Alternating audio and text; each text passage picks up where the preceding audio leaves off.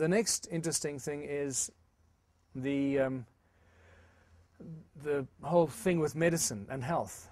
Now, if you can find the cure for all disease, which we know we can find and we know we have found, then surely you'll put all the pharmaceutical companies out of business. So you've got to ask yourself the question, what benefits does a pharmaceutical company or the drug industry worldwide have? What benefits do they have in making us healthy? None whatsoever. In fact, their conspiracy is to keep us constantly sick and coming back for more drugs and more medication, because that's how they keep themselves alive. If they were going to give us medication that makes us healthy and cures all disease, that means they're going to go out of business and they will lose their control.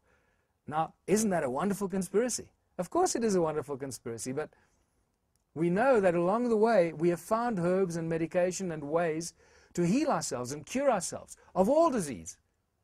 One such example was in 1931, when Royal Raymond Rife, who was then hailed as the man who found the cure for all disease, was probably the most famous scientist and medical man in all of history. And then suddenly, in a short space of time, when they realized what his discovery was going to do to the world, they did to him exactly what they did to Nikola Tesla.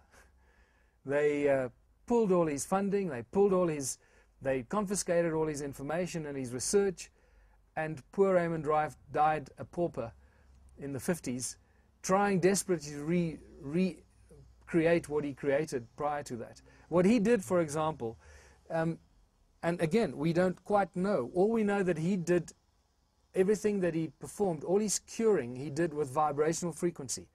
And in there lies a very interesting solution. Because if you ask any scientist today, all of the stuff in the matter in the universe is all about vibrational frequency. Everything comes down to vibrational frequency. So he stumbled upon the holy grail of cures by tapping into a vibrational frequency that can realign the DNA and realign the human cells and all the faults in your body by simply treating it with vibrational frequency. It actually makes so much simple sense that it boggles the mind. And what is interesting is the following, that this vibrational frequency that he found is described as a single frequency of white light combined with a sound vibrational frequency. Now, the more you research this, the more interesting it becomes, is because the single frequency white light is the same kind of white light that most likely emanated from the Ark of the Covenant in the Bible.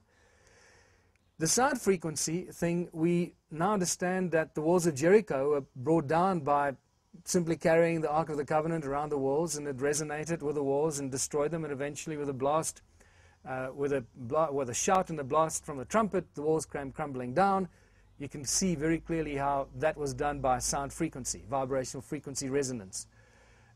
Now there's no longer a mystery. Now, when you start applying this science and technology to the cures, what's interesting is that what is known as the white powder of gold, or monoatomic gold, becomes a very key element in this whole debate.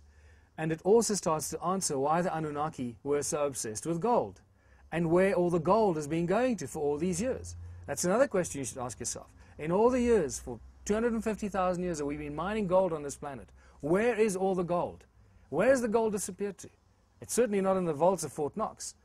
Just in 1 year period, from Germiston refinery alone, there would have been 130,000 tons, approximately 130,000 tons of gold shipped out of the Germiston refinery in one decade. Where is all that gold? In what vault is that gold lying? Because only about maximum 3% of that gold is utilized in the jewelry and technology industry worldwide. What happens to all the rest of the gold? So, it seems that the gold is still being taken off this planet. Where and how, we don't know. And by saying that, guess what, we're starting a wonderful new conspiracy theory again. So you see how easily one can get caught up in so-called conspiracy theories by simply speaking about asking questions and raising issues that have no real scientific answers, or are really well hidden or well covered by lies and deception.